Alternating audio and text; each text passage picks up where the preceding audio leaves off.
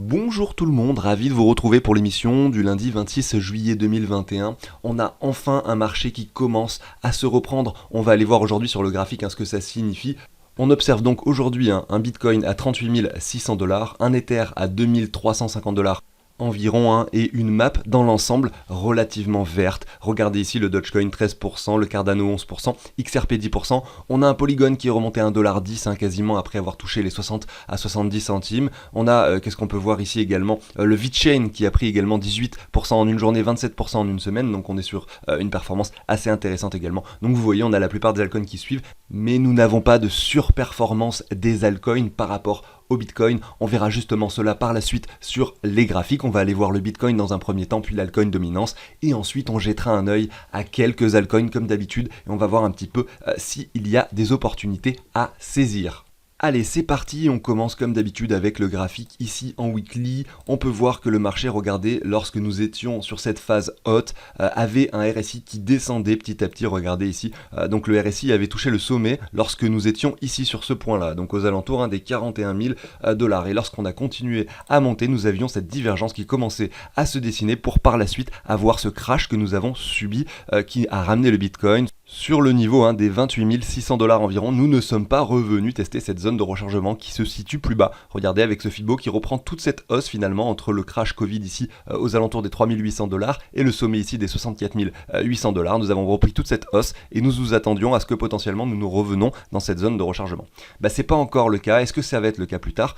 C'est possible encore. Il faut pas se dire que potentiellement là ça y est, on a des bougies vertes, ça y est, le Bitcoin est reparti pour faire un nouveau sommet. On ne sait pas encore vraiment ce qu'il va se passer, notamment parce que nous sommes encore, regardez, sur ce range qui se situe ici, regardez que nous avons établi déjà au préalable à cet endroit-là, nous sommes encore dans ce range, donc il faudrait voir si nous arrivons à nous en extraire par le haut avant d'avoir effectivement cette confirmation haussière. Et de plus, la chose qui est intéressante à constater, comme je le disais tout à l'heure, nous avions eu une divergence, c'est-à-dire un cours qui grimpe ici entre le mois de janvier et le mois d'avril 2021, avec un RSI qui en revanche a fait que descendre durant cette période. Et là, regardez, qu'est-ce qu'on a? Donc c'est comme ça que la divergence s'est matérialisée. On a fait des nouveaux sommets avec un RSI qui lui au contraire faisait des nouveaux plus bas. Et là aujourd'hui, qu'est-ce qu'on voit sur le RSI? On s'attend à l'inverse, c'est-à-dire qu'on voudrait voir un cours qui fait que descendre, c'est-à-dire par exemple, regardez, entre ce point-là et ce point-là, nous avions eu un nouveau plus bas. Nous pourrions imaginer, je dis pas que ça va se passer comme ça, mais nous pourrions imaginer encore un dernier petit plus bas qui par exemple pourrait revenir dans cette zone de rechargement,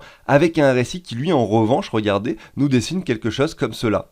Et dans ce cas-là, enfin, on aurait un RSI qui commence à grimper avec un cours qui continue à diminuer. Je ne dis pas que ça va se passer comme ça, bien entendu, des fois les divergences ne se dessinent pas tout simplement, ça peut arriver, mais malgré tout, voilà, on peut s'attendre, vu qu'on a cette zone de rechargement qui se situe plus bas, on a ce RSI qui à chaque fois, regardez, fait encore de nouveaux plus bas et n'a pas réussi à se reprendre pour former de divergences. On pourrait donc imaginer que ce Bitcoin revienne dans cette zone de rechargement et que ce serait un scénario plausible.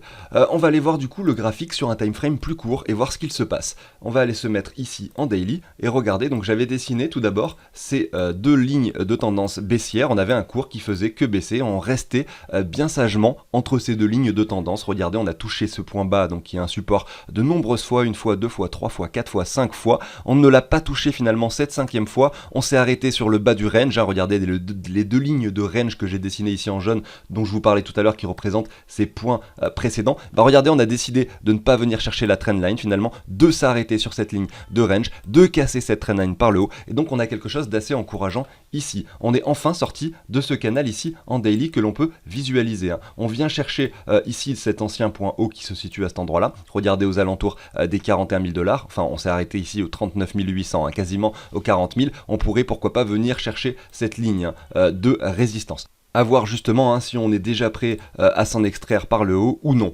C'est la question qu'on va se poser à l'approche justement de ce niveau des 41 800 $ environ. Regardez, qui est matérialisé par cet ancien sommet qui se situe par là. Et si on revient un petit peu encore avant, par ce sommet ici du mois de janvier, du 7 janvier 2021. Donc c'est quand même pertinent. Alors on a vu ensemble que en weekly le Bitcoin ne montrait pas encore de signal extrêmement bullish, notamment parce que la divergence sur le RSI ne s'est pas matérialisée. Peut-être qu'elle ne se produira pas, mais en tout cas on n'a rien qui nous indique que le Bitcoin pourrait sur du moyen long terme continuer à grimper. En revanche en daily on a observé cette divergence. Regardez sur le RSI, on avait ici un RSI donc qui faisait que grimper. Regardez en bas sur ce que je viens de dessiner, avec regardez la ligne de tendance basse représente un cours qui faisait que descendre. Et donc cette divergence sur le le RSI ici en daily, c'est matérialisé par une cassure ici et une confirmation de RSI sur ce point de cassure de trendline. Et derrière, on a naturellement un cours qui grimpe pour revenir chercher cette résistance. Cette ligne de résistance pourrait être finalement la fin de ce run que l'on voit ici et que l'on visualise ici en daily. Et on verra ensuite ce qui se passera. Alors on pourrait continuer sur les time frames plus courts sur le Bitcoin, mais là j'en vois pas l'utilité, on le fera courant de la semaine. Alors quand je vous disais tout à l'heure que le Bitcoin sur le moyen long terme ne donne aucun signal bullish, je parle du graphique et je parle de ce que l'on visualise sur les bougies actuellement. Malgré tout sur le fondamental, c'est pas forcément la même chose. Après, on a aussi le ressenti, notre sentiment personnel, et également les news, l'actualité et ce qui se passe actuellement sur la blockchain et les crypto-monnaies. Ce sont des choses différentes. Donc si on couple tous les éléments ensemble et qu'on a toutes les configurations qui sont bullish, eh bien on peut avoir effectivement un cours qui explose. Et on a depuis hier, avant-hier, donc des news qui concernent Amazon, qui indiquent que potentiellement ils pourraient accepter les paiements en crypto-monnaie. Ils embauchent de nombreuses personnes en ce moment sur des postes liés à la blockchain, à savoir que ça fait déjà 2-3 ans qu'ils sont déjà sur le sujet, notamment pour créer leur propre blockchain, etc. Et donc ils vont probablement, courant d'année 2021, à accepter des paiements en crypto-monnaie sur leur plateforme. Effectivement, ce genre de news est assez bullish pour le cours du Bitcoin. C'est peut-être également pour ça que de nombreuses personnes ont spéculé à la hausse ces 2 derniers jours et que donc on a vu un cours qui a grimpé, donc ici regardez en 2 jours de 34 200 à environ et qui a touché avec la mèche ici les 39 800 $. On va enchaîner, alors déjà ceux qui ne sont pas encore abonnés, n'hésitez pas à le faire, à activer la petite cloche pour pas manquer les émissions quotidiennes. J'étais en congé ces 2 dernières semaines, mais à nouveau je vais faire des vidéos quasiment tous les jours pour le suivi de l'actualité crypto, les graphiques, voir un petit peu ce qui se passe sur le Bitcoin et l'Ether en priorité, puis ensuite les opportunités qu'il y aura à saisir sur les altcoins. Donc voilà, on se retrouve à nouveau sur la chaîne. Je vous dis à tout de suite, juste après la petite introduction.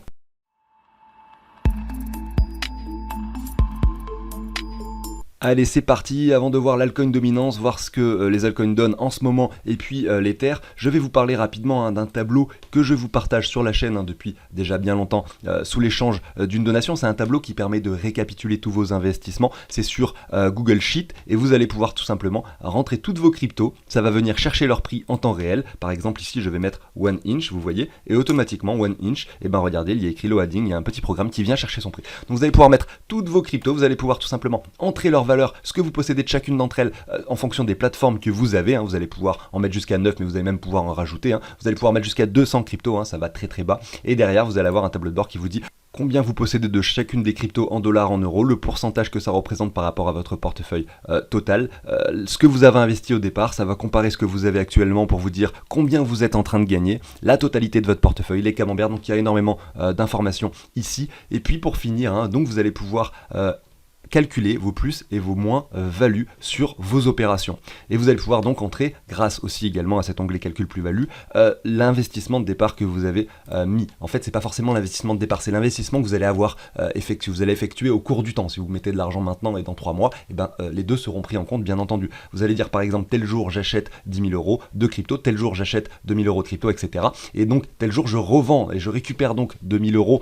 Donc j'ai vendu des cryptos pour 2 000 euros. Donc regardez par exemple, si je simule une vente, je mets vente ici, automatiquement ça vient s'afficher en rouge à cet endroit là. Je vais dire que ce jour là je récupère 3 000 euros de crypto. À ce moment là le portefeuille, regardez, il était de 14 000 par exemple, donc il y a 2 semaines. Aujourd'hui il vaut 17 000, donc je vais mettre à ce moment là mon portefeuille vaut 17 437 $, et donc automatiquement ça me dit voilà, sur les 3 000 euros que je récupère, j'ai quand même 1 200 euros de plus-value à déclarer, tout simplement. Donc ici vous allez pouvoir avoir toutes vos ventes, tous vos achats, et derrière vous allez pouvoir additionner toutes les plus et les moins-values. Ça va se faire automatiquement ici, ça va vous dire le montant total par exemple pour cette année 2021. Voilà, j'en ai fini avec tout ça. Donc regardez, maintenant que j'ai modifié et que j'ai récupéré 3 000 euros, on retourne sur le tableau de bord, on peut voir que l'investissement, il a été modifié, effectivement. On a récupéré 3 000 euros, donc le total investi de départ a été modifié naturellement en fonction des achats et des ventes que l'on fait au cours du temps. Alors avec ce tableau, vous allez obtenir un tuto vidéo qui vous explique exactement comment le mettre en place. Vous allez également avoir sur le tableau, sur les différents onglets du tableau, un onglet qui vous explique chaque action que vous pouvez effectuer. J'ai tout résumé ici par écrit. Vous avez mon mail tout en bas si jamais vous avez des problèmes que vous n'arrivez pas à résoudre. Je pourrais même prendre la main sur votre tableau si jamais il y a des choses qui ne fonctionnent pas. Et je serai là jusqu'à ce que tout fonctionne sur votre ordinateur. Voilà, j'en ai fini avec tout ça, je vous embête pas plus et on continue avec les graphiques. On commence avec l'altcoin dominance. Donc en fait, ce graphique représente tout simplement la puissance des altcoins par rapport au Bitcoin. C'est-à-dire que si nous avons des bougies rouges ici, ça veut simplement dire que le Bitcoin prend plus de valeur en pourcentage que les altcoins. Et si donc à l'inverse on a des bougies vertes, ça veut dire que les altcoins surperforment par rapport au Bitcoin et qu'on a par exemple l'Ether et toutes les autres crypto-monnaies que vous connaissez qui en moyenne prennent plus de valeur que le Bitcoin. Ici, nous étions en janvier-décembre 2020, janvier 2021. Et depuis ce point-là, les altcoins ont en moyenne pris 200% par rapport au Bitcoin. Donc il est vrai que voilà, on a beau avoir une chute assez importante en ce moment sur les altcoins qui perdent de la valeur par rapport au Bitcoin, comme l'on peut le constater sur ce graphique. Regardez, on avait quand même fait un sommet un petit peu plus haut, on est en train de dessiner un M ici avec quelque chose d'assez bearish. Ici on peut visualiser cette configuration bearish de façon assez simple. Regardez, je vous trace cette ligne horizontale et je vous trace également cette ligne comme ceci, donc je vais la mettre en jaune de la même façon. Et vous visualisez ici que nous avons un joli triangle rectangle, qui sont 7 fois sur 10 cassés par le bas généralement, enfin par leur ligne horizontale, excusez-moi. Donc il est quand même très probable que sur l'altcoin dominance, nous ayons quelque chose qui continue à baisser. Donc ça ne veut pas dire que le Bitcoin va baisser et que les altcoins par rapport au dollar vont baisser, ça veut simplement dire que peut-être qu'on va avoir un Bitcoin qui va monter tout seul à un moment donné, alors que les altcoins vont peut-être stagner, comme c'était le cas à ce moment-là. Pendant toute cette période, entre le mois de septembre 2020 et le mois de décembre 2020, nous avons eu des altcoins qui ne faisaient rien et un Bitcoin qui a explosé tout simplement. Donc si on en revient à la configuration actuelle, on est sur une jolie ligne de support, vous l'avez visualisé j'imagine celle-ci, regardez je me mets en weekly, vous avez cette ligne que je vous ai tracée à cet endroit-là qui vient chercher plusieurs points de sommet, regardez, et là on s'en sert en tant que support cette fois-ci, on s'en servait comme résistance, on l'a cassé par le haut, on s'en sert comme support. Malgré tout il faut faire attention, on peut très bien casser cette ligne par le bas, et si c'est le cas et si ça arrive, on pourrait peut-être avoir un Bitcoin qui performe de façon en solitaire, je veux dire, et des altcoins qui retracent par rapport au Bitcoin et qui donc peuvent stagner par exemple par rapport au dollar, avec pourquoi pas une altcoin dominance qui reviendrait tester ces 61,8 de Fibo, pourquoi pas cette zone de rechargement. Et à ce moment-là, on aura des opportunités de rêve très probablement à saisir sur les altcoins, puisque derrière, vous le savez, si on suit la logique de ce graphique, pourquoi pas aller établir un nouveau sommet et même peut-être casser l'ancien sommet historique que les altcoins avaient par rapport au Bitcoin à l'époque. Voilà. On va désormais aller voir quelques altcoins. Regardez ici, on a Matic, alors on le regardait justement tout à l'heure sur la map, Matic a pris quand même 15% sur une journée, 35% sur une semaine, donc par rapport au dollar, c'est pas rien, mais si on regarde son graphique par rapport au Bitcoin, on voit qu'on n'est pas sur non plus quelque chose d'extrêmement performant. Alors certes, si on met la règle à cet endroit-là, qu'on prend la mèche jusqu'au sommet, on a quand même 37% en effet, mais par rapport au sommet qu'il avait atteint par rapport au Bitcoin en mai 2020, on est quand même relativement bas, on est même encore sur le niveau des 61,8 de Fibo. Alors ici, on peut observer de façon très claire que nous avions eu cette grosse poussée, regardez que je dessine avec cette ligne jaune, avec également un RSI qui monte, donc pas de divergence, elle pourrait se produire à l'avenir, regardez le RSI a pas mal retracé ici, on est en weekly, on pourrait très bien imaginer sans aucun souci que donc Matic fasse un nouveau sommet par rapport au Bitcoin, avoir effectivement un RSI qui ne monte pas plus haut que le sommet précédent, pourquoi pas revenir sur ce sommet-là par exemple, et ensuite donc avoir une divergence, donc avec un RSI qui descend, et donc un cours qui augmente. Vous avez compris un peu l'idée de la divergence, c'est quelque chose qui pourrait se produire. Ici sur le graphique en weekly, on voit simplement qu'on a touché un niveau bas, malgré tout on voit pas de structure propre, on voit simplement qu'on a touché les 61,8 mais qu'on n'a pas réintégré cette zone de rechargement, donc ça serait un peu précoce de dire que là ici en weekly on a un joli signal fort d'achat et que le cours va forcément grimper directement. Malgré tout, si on zoome et qu'on va par exemple ici en daily, on observe que voilà, on a un W qui commence à se dessiner, pourquoi pas si ce W devient confirmé, revenir tester ici le niveau des 3190 Satoshi. On va aller voir maintenant ce que ça représente par rapport au dollar, parce que vous allez me dire que le graphique par rapport au Bitcoin ne nous parle pas forcément, ce qui est vrai, on va aller voir également son prix par rapport au dollar. Donc je vais me mettre ici en weekly, je vais enlever le logarithmique. Regardez, on a toujours ce retracement assez important avec un cours qui se situait ici aux alentours de, alors je vais même pas dire le prix tellement que c'est faible, mais ici voilà, aux alentours de mars 2021, nous étions à 37 centimes et nous avons eu cette poussée avec cette mèche d'excès à 2,70$ avec ce retracement instantané ici. D'ailleurs, si on se met, je pense, en daily, on visualisera clairement ce M qui s'est dessiné sur une période de temps assez importante, avec la cassure qui s'est produite à cet endroit-là, tout simplement, avec cette petite purge baissière. Là, on revient tester cette ligne de résistance désormais. Donc, pour quelqu'un qui souhaiterait investir dans Matic, et ben effectivement, moi, ce que j'essaierai de faire, donc là, on voit qu'on est sur cette ligne de résistance que je vais mieux vous tracer ici. Tac, je vais me mettre du coup la ligne carrément horizontale comme ceci, vous voyez la ligne jaune, et bien ce qu'on pourrait se dire c'est que là on pourrait sans problème venir dessiner un joli W, une structure qui pourrait se dessiner et qu'on va probablement pas établir un V-bottom comme ça. Ça arrive des fois mais c'est rare, souvent le marché aime bien retester les V-bottom, et donc le retest du V-bottom se traduirait par exemple, si on prend un Fibo qui reprend cette hausse, par un cours du Matic qui reviendrait s'établir entre les 80 et les 73 centimes. À ce moment-là, si on ne descend pas plus bas et qu'on ne fait pas de nouveau plus bas ici en daily, on pourra se dire que potentiellement ce token serait prêt enfin à former un W, à confirmer quelque chose et pourquoi pas aller chercher des niveaux plus importants.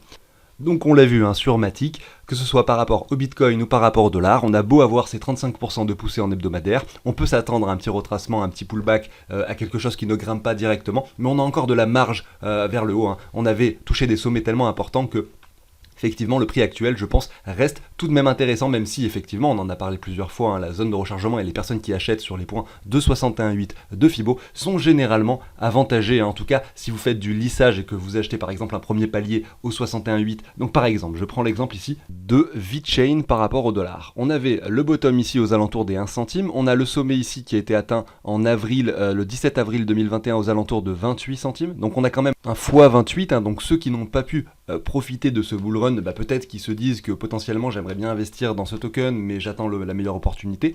Eh bien, les opportunités que vous auriez pu saisir, par exemple, en vous mettant plusieurs paliers d'achat, vous allez dire par exemple je veux 1000 euros de VeChain, eh bien je vais mettre plusieurs paliers de 300 euros. Je vais en mettre par exemple 3 paliers de 300 euros, de 333 euros et plus précisément pour faire 1000 euros. Eh bien vous pouvez vous dire que votre premier palier, vous allez le mettre au niveau des 61,8. Voilà, j'achète que si le prix du VeChain revient au 61,8 de Fibo. J'achète aussi également mon deuxième palier ici au 78,6. Donc si le prix du VeChain atteint les 78, j'achète également. Donc vous lissez votre achat sur environ les prix actuels du VeChain. Et vous mettez votre troisième palier plus bas ici aux alentours des 85,4. Et si c'est pas touché, c'est pas grave. Vous mettez des alertes. Par exemple ici, regardez, on voit que cette mèche ne l'a pas touché. Eh bien c'est pas grave. Vous avez lissé votre achat sur 2 points. Donc vous n'avez peut-être pas acheté toute la quantité que vous souhaitez de VeChain, mais c'est pas grave si jamais vous avez des confirmations haussières ici. Admettons que là, nous avons des W qui se dessinent avec des cassures, peut-être que vous allez pouvoir acheter également sur des cassures, avec des confirmations bullish qui vous indiqueraient que potentiellement ça y est, le cours est prêt à reprendre, même si vous ne faites pas votre dernier achat sur votre dernier palier, c'est pas grave, vous voyez. Donc c'est comme ça que personnellement j'investis, c'est comme ça que selon moi il est intéressant de faire pour pouvoir lisser ses achats, acheter sur des points bas, et quand nous sommes sur des grosses bougies vertes comme celle-ci, il ne faut surtout pas FOMO, il faut éviter d'acheter quand on a quelque chose qui a fait x28 en quelques mois, il ne faut pas acheter, il faut attendre de nombreuses bougies rouges, il faut attendre que le temps fasse son affaire. Ici on observe que le crash a été assez rapide et derrière nous commençons simplement à latéraliser ici. Donc peut-être que c'est pas terminé, on va peut-être continuer à latéraliser un moment enfin avant d'avoir quelque chose qui vraiment surperforme, en tout cas pour le VeChain. Voilà, j'en ai fini avec ça. Et je vais continuer et finir cette émission avec le Litecoin. Ici, par rapport au dollar, on voit que au niveau du mois de décembre 2017, on avait touché un sommet à 420 $. Il y a eu ce crash qui est établi sur la plupart des cryptos, vous le savez, pendant 2-3 ans, avec un Litecoin qui est revenu sur son niveau des 24 $. Donc je peux vous dire qu'ici, plus personne n'y croyait. Là, les cryptos, c'était quand nous étions au mois de décembre, donc là c'est décembre 2018, personne ne croyait aux cryptos. C'était la fin du monde pour tout le monde, ça faisait que descendre, le Bitcoin avait perdu 80% de sa valeur, plus personne n'y croyait, personne ne voulait en acheter, personne n'osait en acheter, puis jusqu'à ce que ça monte finalement d'un coup pour aller directement aux 14 000, pour ensuite redescendre aux 3800, et là c'est bon, les gens ils en ont marre, parce que quand ça monte aux 14 000 et qu'on se dit ça y est c'est reparti, qu'on commence à acheter, que ça repart aux 3800 et qu'on fait des pertes comme ça, voilà, c'est comme ça que le désespoir se crée sur les marchés de façon générale, et c'est quand plus personne n'y croit que ça grimpe, et là c'est le moment où plus personne n'y croyait, c'était cet endroit là, au niveau du mois de septembre-mai 2020, juste avant qu'effectivement nous ayons un Litecoin qui grimpe pour retourner faire un deuxième sommet au même point que précédemment, c'est-à-dire aux 420 $ approximativement. Ce qui est intéressant à constater sur ce graphique, c'est ce joli W qui s'est matérialisé ici au cours du temps de façon, voilà, le cours a latéralisé et de façon très propre. En weekly, ici, on peut le visualiser également sur des bougies mensuelles, on a un joli W qui s'est dessiné avec un point bas qui se trouve ici, et là nous n'avons pas fait de plus bas, donc c'est vraiment parfait comme figure tout simplement. Derrière, nous avons confirmé ce W, nous l'avons retesté instantanément pour ensuite établir ce sommet. Et là, nous retraçons pour chercher à nouveau la neckline de ce W. Donc c'est très intéressant de voir ceci. Regardez ici, si je mets un Fibo en plus de ce que je viens de dire, on observe que sur cette montée, nous sommes revenus pile poil également dans cette zone de rechargement qui se situe ici entre les 61,8 et les 78,6. Le point de neckline se situait ici aux alentours des 140$. Nous y sommes actuellement, même si nous avons fait une petite purge et une mèche d'excès aux alentours des 105-106$, et bien regardez, aujourd'hui on retrouve ce point-ci. Donc là, sur quelque chose de moyen long terme, je ne serais pas étonné qu'on n'aille pas forcément bien plus bas, puisqu'on vient retester la neckline, on pourrait venir chercher les 85,4 aux 78$, donc toujours se garder des paliers et de la liquidité au cas où, mais malgré tout, sur du moyen long terme, je ne serais pas étonné que cet actif commence à latéraliser ici pour pourquoi pas faire une poussée comme ceci et aller chercher cet ancien sommet qu'il avait atteint ici au mois de mai 2021 et enfin peut-être casser l'ancien sommet historique ici de 2018 pour aller chercher un 500, 600. Qui sait, peut-être même 1000 ou 2000$, on ne sait pas ce qui pourrait se passer. Voilà. Après, c'est complètement lié au Bitcoin, vous le savez, c'est lui le leader. S'il décide de grimper, généralement les autres cryptos vont suivre par la suite. Peut-être que certaines vont surperformer par rapport au Bitcoin et vont établir des performances extrêmes. Voilà. Mais en tout cas, je voulais simplement finir par ce graphique pour vous montrer qu'il était très propre, qu'on avait une jolie structure qui était confirmée, qu'on revient chercher une neckline. Et voilà, j'en reparlerai dans plusieurs mois. J'en reparlerai probablement de temps en temps par rapport au Bitcoin, par rapport à l'Ether. On l'observera ce graphique du Litecoin, mais ce que je veux dire c'est que voilà, j'ai hâte de voir ce qui va se passer sur cet actif. J'en ai fini du coup avec l'émission du jour, merci à tous de m'avoir écouté, je vous dis à demain sur la chaîne, je vous souhaite une agréable journée, à très bientôt, salut tout le monde.